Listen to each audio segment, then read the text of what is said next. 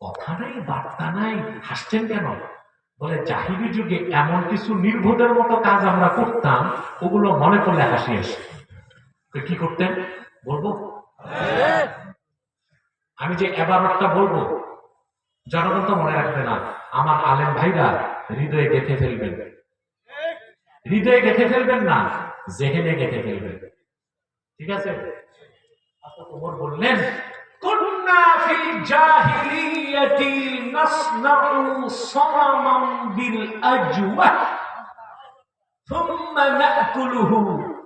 জাহিলি যুগে আমরা খেজুর দিয়া মূর্তি বানাইতাম, মাথায় রাখতাম, সিনায় রাখতাম, বগলে রাখতাম, চুমা খাইতাম, সেজদা করতাম, ক্ষুধা লাগলে খেয়ে ফেলতাম।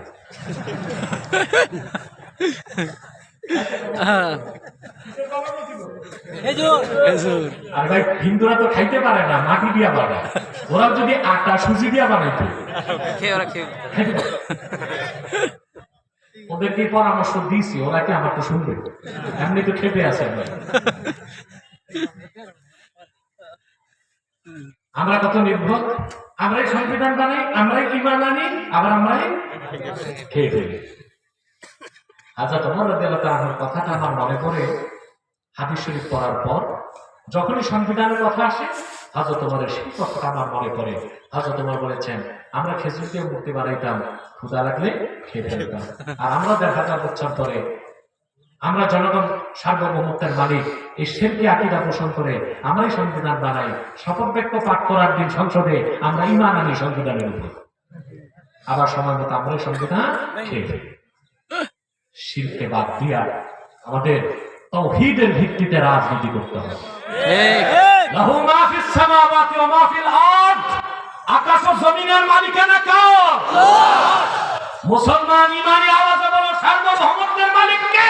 আল্লাহ। ইদিল হুকমু ইল্লা লিল্লাহ। আকাশ ও জমিনের সার্বভৌমত্বের মালিকানা একমাত্র আমার আল্লাহ রাব্বুল আলামিন। তিনটা কারণে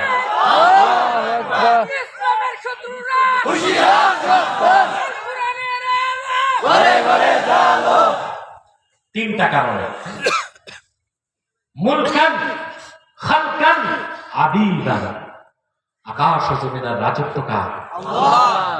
আকাশ ও জমিনের স্রষ্টাকে? আল্লাহ। বান্দারা কার? আল্লাহ। সার্বভৌমত্বের মালিক কে? আল্লাহ। সুবহানাল্লাহ, সুবহানাল্লাহ। রব্বানা যালামনা আনফুসানা ওয়া ইল্লাম তাগফির লানা।